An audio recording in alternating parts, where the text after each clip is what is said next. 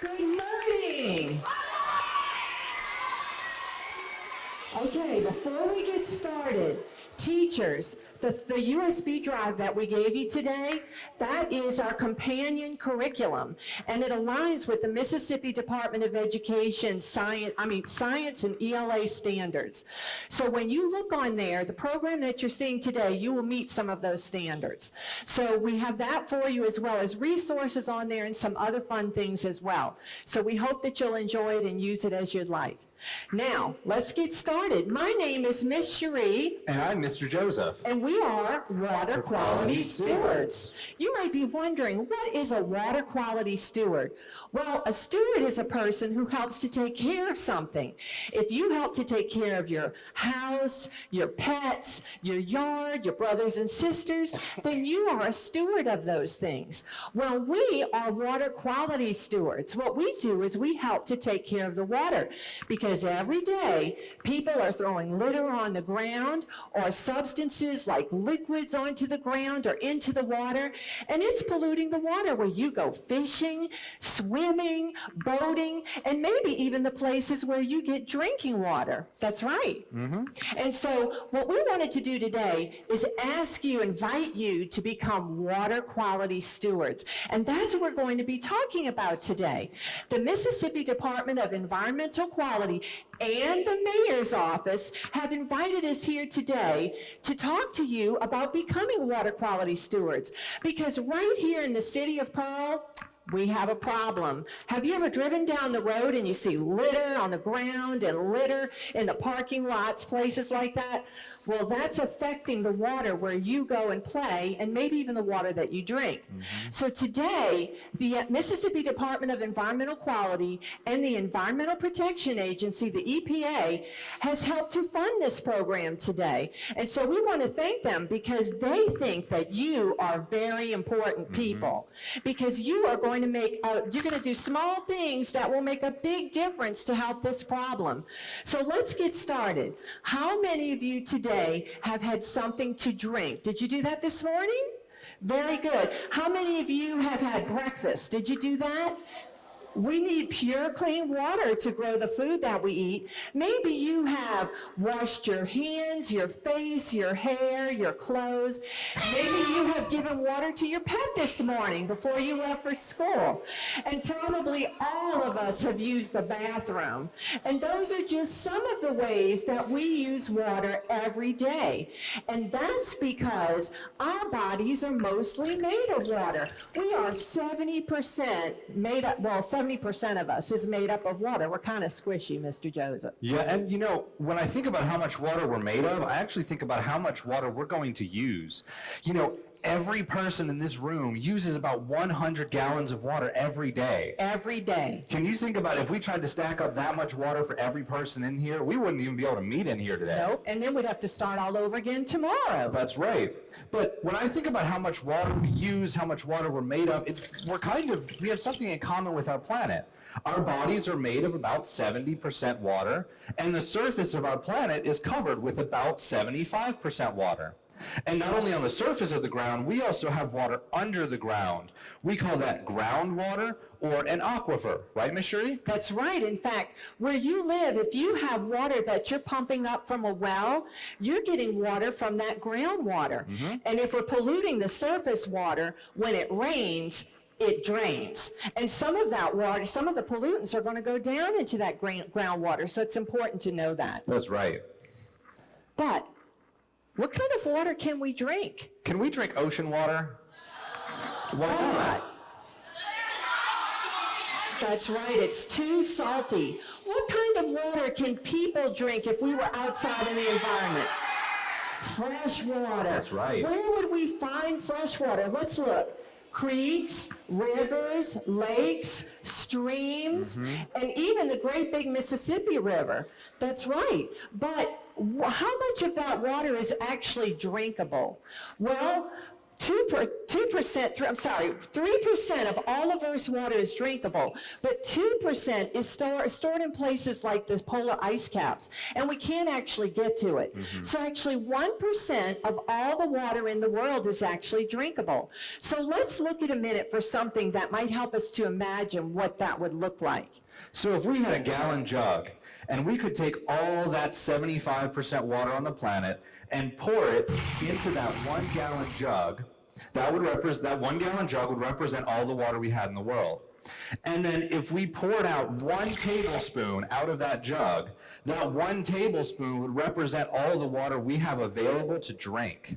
Isn't that amazing? The 1 gallon jug is all the water in the world, and the 1 tablespoon is how much we can actually drink. And that's because we have a challenge. Let's look at this for a minute. If we plant a tree, if we cut down a tree, can we plant another one? Yes. Trees are renewable natural resources.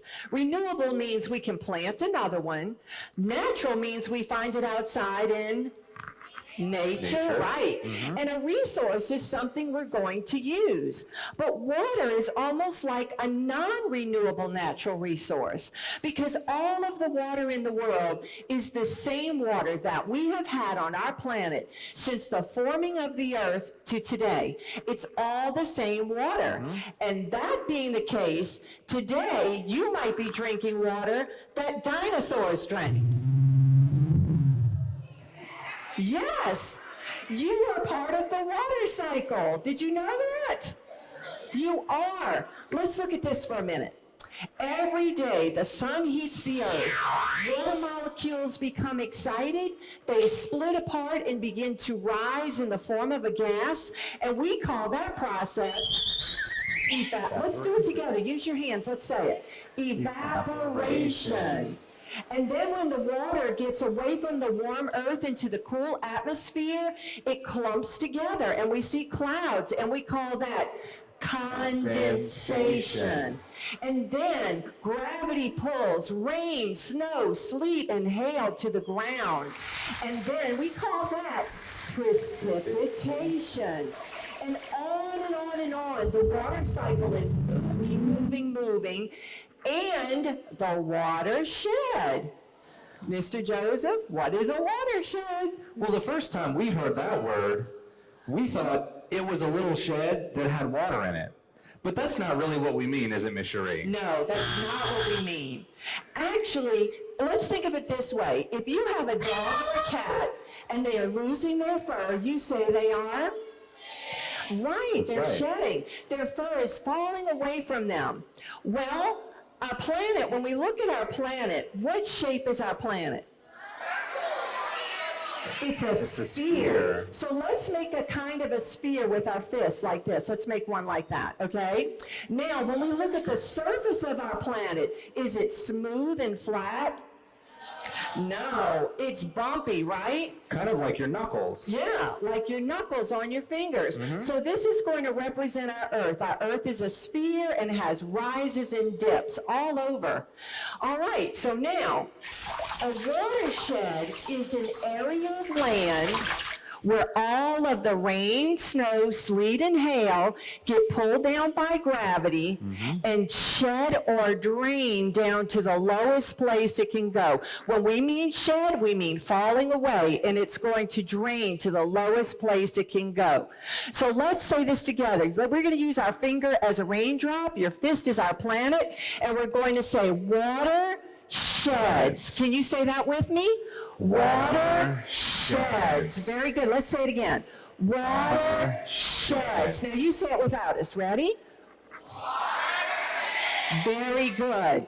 Now, where do we find watersheds? Where are they? Well, we could find them anywhere. At a library, at a church, at your house is a little watershed. Right here at the school is a little watershed. Everywhere you go. And Miss Cherie, today it sounds like there might be some rain, so we might even get to see that watershed in action. That's right, we might get to see it. But everywhere you go, so right here at the school today is a watershed. And all those little watersheds, even your house is a little watershed. All of those little watersheds make up a great big watershed. And today we are in the Pearl River watershed. How many of you have been to the Pearl River before? Do you know where it is? How many of you have been to the Ross Barnett Reservoir? Do you know where that is? Not too many people. Not too many people. So let's look up here for a minute. The Pearl River does an amazing thing. It begins above the Ross Barnett Reservoir. It sheds or drains all of the rain, snow, sleet, and hail that falls above Jackson into the Pearl River. It sheds into the Ross Barnett Reservoir. Then the Pearl River sheds out the bottom of the side of the reservoir.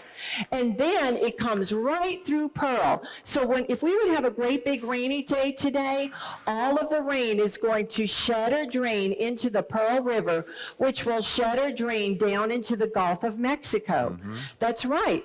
And every day, people are dropping litter on the ground or pouring substances onto the ground, and the water is pulling it, shedding it into the Pearl River and all the way down to the Gulf of Mexico. And it's taking litter with it too, and all those things we pour on the ground. But how can that happen, right? How does that happen? Well, Miss Cherie, water has kind of a personality, but we call it properties. It can stick to itself and to other substances. It can pull itself and other substances along. It can dissolve and break down substances. And it can carry them on its surface. Can you use your hands with me? Let's do that together. Ready? Water can stick, pull, dissolve, and carry. Can you say that with us? Let's do it again. Water can Stick, pull, dissolve, and carry. Let's say that again. Ready? Water can stick,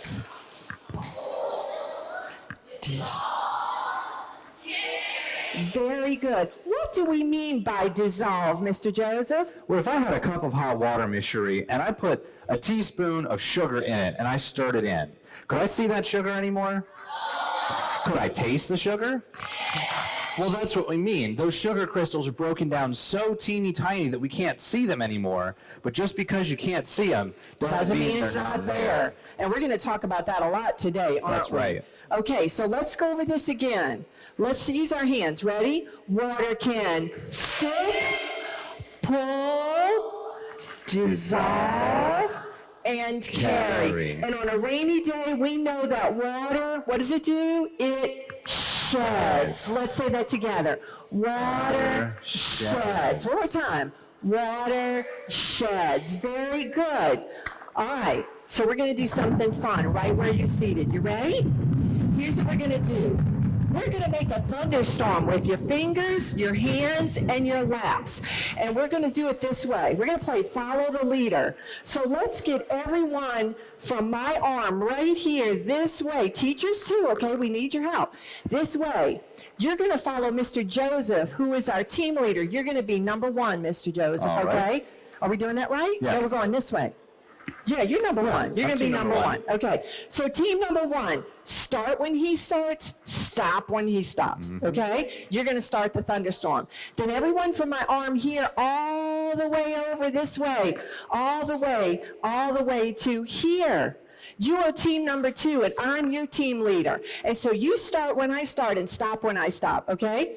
Then everybody from here over, you are team number 3. Mr. Ron is your team leader. Start when he starts, stop when he starts. You're going to make the storm the biggest, okay? So we're going to start a thunderstorm and a thunderstorm, and then we're going to see what will happen today in the Pearl River watershed if we have a great big rainy day. Let's get started, Mr. Joseph. So we're going to start with the sound of the wind. Okay, try not to talk because you're going to get to hear something special.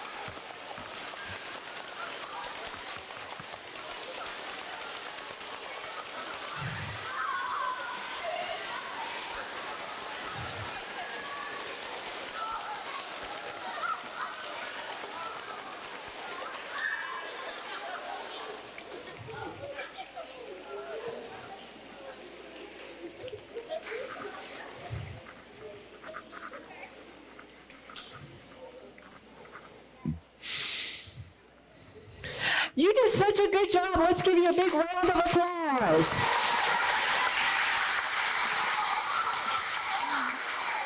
Okay, so now you made the storm, and what I'm going to do is I am going to become the water in the storm, and I am going to stick, pull, dissolve, and carry substances with me down into the Pearl River. Well, actually, all the way to the Gulf. So let's get started. Okay, Mr. Joseph, you ready? I am. Okay, so now we have pollutants on the ground, and we're going to show you some things, and by the end, you are going to be so smart. You are going to know how to do that small thing that'll make a big difference, and you will be able to help change this pollution problem right here in the city of Pearl, okay? All right, so here we go. I'm going to be the water, okay? All right, here we go. So now, the storm has happened, the rain has hit the ground, it has shed into the storm drain at the school. So I am going to see what's on the ground. Food. Somebody threw out chicken nuggets, hot dogs, candy, gum, whatever, right, on the side of the road. Oftentimes people will drive down the road and say, oh, it's all right, I'll throw that out the window because the animals will come eat it.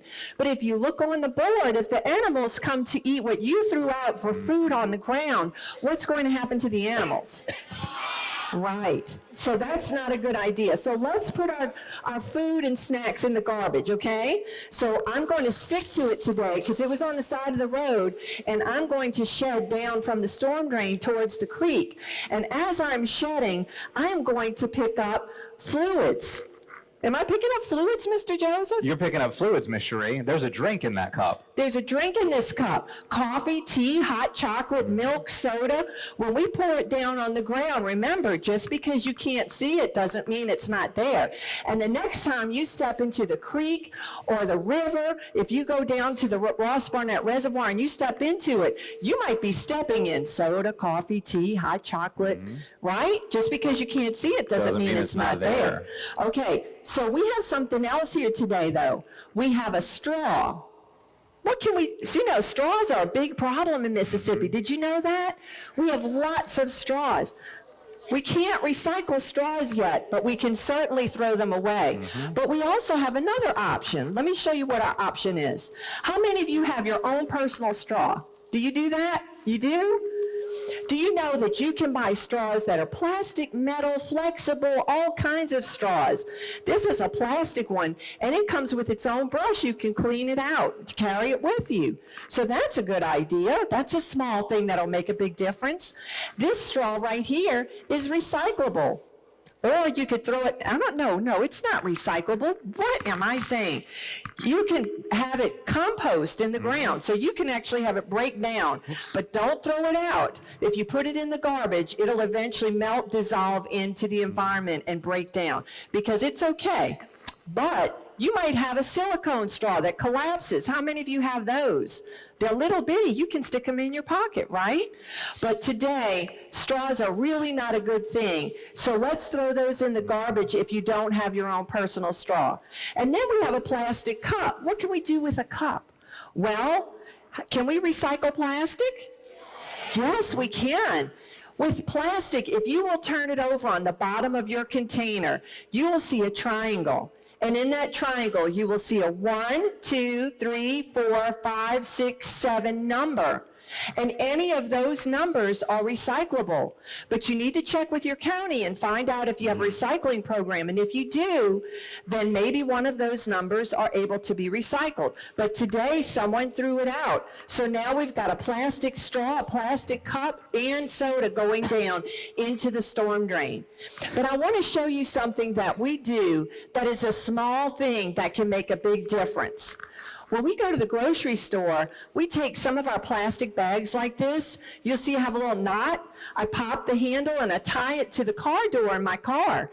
And I put my trash in it. and then when I get to the gas station or home, I throw it away. I do the same thing with my recyclables, and I put those in the recycling bin. And that way it reduces the litter that I'd be throwing away maybe out of the window, which I don't do, okay?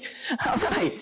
So now I'm shutting down from the storm drain in towards the creek, and I am going to pick up car soap. How many of you like to help wash the car at home? Do you do that? Well, the best place to wash your car, if you're at home, is on the grass.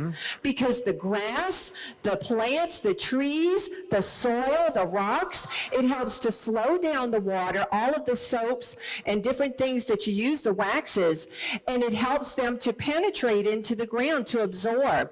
The trees and the plants, the roots, the rocks, even the sand, it helps to break down those chemicals. And it works kind of like a filter in a fish tank.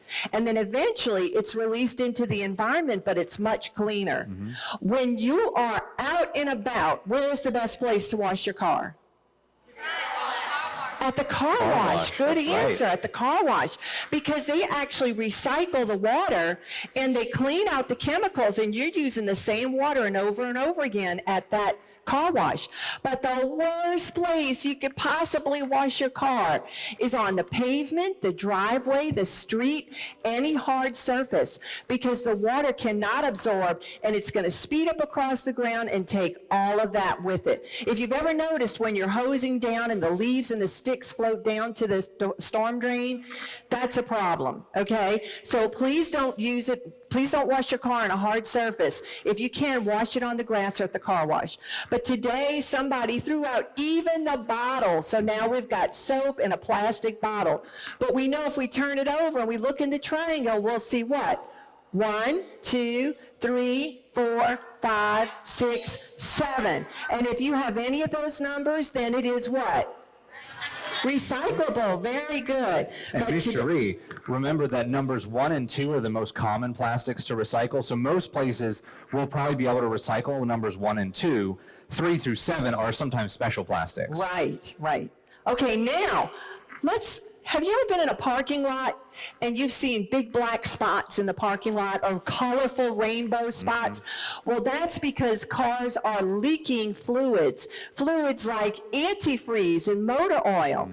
And that, now you know, 95% of whatever we throw on the ground or pour onto the ground is going to end up where you go fishing, swimming, and playing in the rivers, creeks, and streams. 95%. Is that a little or a lot? That's a lot. That's a lot, right? Okay, so we need to be very careful not to put things on the ground that don't belong there. So what can we do with our vehicles if they're leaking? What can we tell our parents? Did somebody say get it fixed? Who said? Good answer. Get it fixed. Because if we stop the leak, we don't have this problem, right? That's a small thing that'll make a big difference. Okay, yes. No, they're not supposed to leak. So if you see it leaking, that's not a good thing, okay? That was a good question. Thank you. All right, but now we've got these. Well, Mr. Joseph, tell us what we can do with these. Well, we can actually recycle not only the bottles, but all the fluids too. The bottles, of course, if you flip it over and you see numbers 1, 2, 3, 4, 5, 6, or 7, you could recycle the bottles. But if your parent likes to change like the motor oil in their car at home, you can put the old motor oil back in the bottle, go to an automotive store like an AutoZone or something like that, and if you look on the window for a big sticker that says we recycle motor oil, and you can bring the whole bottle into them and they'll recycle the oil for you, bottle and everything. But today, someone was not a good steward, and so we are picking up motor oil, antifreeze, and other motor fluids. So now we're shutting down to the creek, and as we enter the creek, I'm going to pick up a cigarette butt. Now, boys and girls, I know this is hard to believe, but there are heavy metals in a cigarette butt of the filter part, okay? And they're very dangerous for the animals, for the vegetation, for you, for me. It's dangerous to be in the water. So a cigarette butt really needs to go in the trash. So if you see a cigarette butt like that, please encourage the person to put it in the trash, okay? And remember, Ms. Cherie, a cigarette butt can take up to 14 years to break down in the environment. That's a One little long cigarette time. butt. Yeah, so it's sitting out there for a long time. Okay, so as I continue to shed from the creek, where am I headed now? And if you notice our arrows, we're shedding what? Down. We're Down. shedding down to the lowest place we can go. So now I'm moving towards the Pearl River, and I'm going to pick up a soda Metals. can, metals. Can we recycle a can? Yes, and cans, metal like this can take up to 200 years to break down in the environment. That's a long time, so let's recycle those cans. And then what else do we have, Mr. Joseph? We have cell phones and rechargeable batteries, electronics, things like that. Boys and girls, listen. This is very important to you because in your era, these things are becoming so popular and it's going to be more and more. So we really want to ask for your help because the cell phones, batteries that go into them, Mr. Joseph, can you explain what's in it? Well, not only in your cell phones and your devices, you've got plastic, glass, metal, paper, all these other things that we've talked about so far that are not good to have in the environment. But in your rechargeable batteries, you have metals, and you have heavy metals like lead and cadmium and mercury that are also actually in the cigarette butts too. And even arsenic. So arsenic is a poison, right? And some of these metals, they don't ever really break down or shed with the watershed. They just keep building up in the water and the soil until the fish get sick, the other animals get sick, and eventually you'll get really sick too. So we need to be good stewards, water quality stewards, and do that small thing that will make a big difference, and that is to recycle these things. That's right. So you can take them right back to the place where you have bought them. So if you have a cell phone, please return it to the place where you bought them. And Mr. Joseph, lots of places will recycle the batteries too, like Yeah. Walmart or Kroger, sometimes Lowe's has little Yeah. baskets that you can go put your batteries in. you just have to ask. That's right. And you know, Mr. Joseph, we have had hundreds and hundreds of students over the years who have told us they throw out they get mad at their brothers and sisters, they throw out cell phones, clothes, throw away cameras, video games out of the window. It's amazing. So please don't do that. Okay, but I'm going to stick to these today. Mr. Joseph, my water's getting sick. Can you hear me clanking? I'm floating down to the river. Okay, I'm clanking. I'm full of yuck. Feeling kind of sick, Mr. Joseph. All right. Miss Cherie, we have some more metals. Did you know that your chip bag was metal and plastic? It's plastic and metal. Have you That's ever right. opened it and you see silver or gold on the inside? Yeah? Okay, so we can't recycle chip bags because they don't know how to do that yet. Okay? Because it's two different products combined, Right. and we Okay. don't know how to recycle that yet. So if we can't recycle it, what are we going to do with it? Put it in the trash, right? Okay. Getting more sick, Mr. Joseph. Okay, a plastic bottle. Can we recycle plastic bottles? Yes. And did you know that it can take up to 450 years for a plastic bottle to break down? I don't know anybody that old, okay? So please, let's recycle plastic bottles. Okay, I'm clanking down. I'm getting there, Mr. Joseph. I'm headed down to the Gulf. Okay, so I'm clanking down to the Gulf, and we know about this one. What are we going to do with this? Plastic straw in the trash, right? Okay, so we're going to put this one in the trash. And now, what do you think is the number one piece of litter that is the worst problem in Mississippi right now?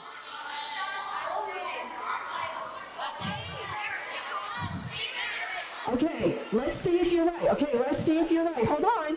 Let's see if you're right. Mr. Joseph, will you show them? Masks. How many of y'all seen a mask just thrown down somewhere, hanging from a tree, in a parking lot, in the water, right? And they're usually used masks. They're usually so they've got all used. kinds of germs on them. Right, not only is that kind of gross, but now we've got all this paper and it's a big problem. Okay, so now I'm shutting down into the Gulf, and as I'm shutting down, Mr. Joseph and I, we live right down on the Gulf of Mexico, down at the bottom of our state of Mississippi by the sandy beaches. And so one day we said, we're going to go right down to the sandy beaches and we're going to see if we can find this one piece of litter. Are you ready? We got out of the car and we found 3 right away on the beach. And here's what it is. A dirty diaper.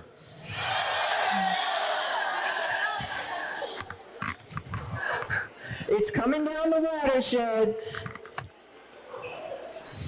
Boys and girls, do you like this? Oh. I'm so glad you said no. Because we need your help. Why do we need these things? We don't need them, right? Because you're so smart, you can help. So let's do our part. And here's what we can do to do that small thing that make a big difference. Don't litter, recycle. Can we say that together? Don't litter, recycle. Let's say it again. Don't litter, recycle. Now you say it without us. Ready? All right, you've got the answer now. Now here's what we're going to do. You are going to help Mr. Joseph to clean up the river. And as you help him clean up the Pearl River, you're going to tell him what goes in the litter bin and what goes in the recycle bin, okay? The litter bin is our trash bin. And so we're going to show you how smart you are. Ready? Here we go. A straw. Can we recycle straws? Can we recycle straws in Mississippi? Okay. What about a chip bag? How about a battery? That's right.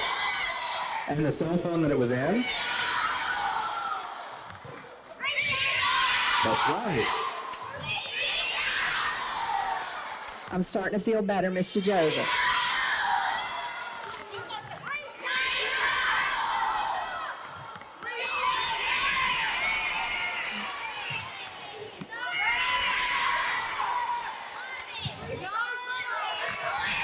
That's right.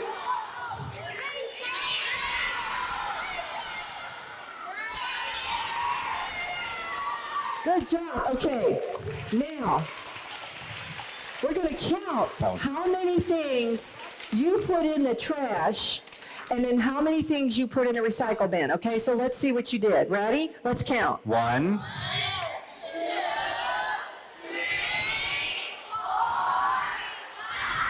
All right. Good job. Okay, now let's see what you didn't throw out of the window. Let's see what happened. Let's see what they recycled, Miss Cherie. Yeah, let's see what you recycled. 1.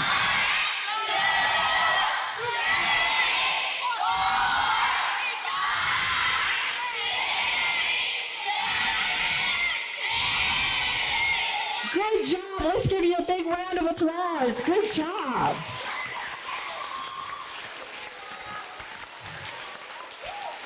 So now you know what to do to be a water quality steward. That small thing that's going to make a big difference. Don't litter. Recycle. Good job, boys and girls. So now... Did y'all learn anything today? Y'all did an awesome job participating. Very proud of each and every one of you for listening. I just want to say now, we deal with this every day in the city. All this litter that we discussed and we talked about today, we had to go into ditches and different drainage areas and clean all that out, and it prevents flooding. Sometimes it might affect flooding at your house, so it's really important. Also, the recycle aspect. That's something that we all need to try hard and do a better job of. It's really important for our environment, and also what these ladies and gentlemen, this lady and gentleman, that they discussed today. So all that plays a big part throughout the city. Last thing I want to touch on is every day we have someone working on our corridors picking up paper. So we do that because we want to make sure that our city looks really, really nice. And I'm just going to encourage each and every one of you guys to tell other people to make sure that they don't litter and they pick up their trash. Y'all have any questions for me? Hey, don't y'all think y'all probably need to give Mr. Gill a pie face before the end of the year?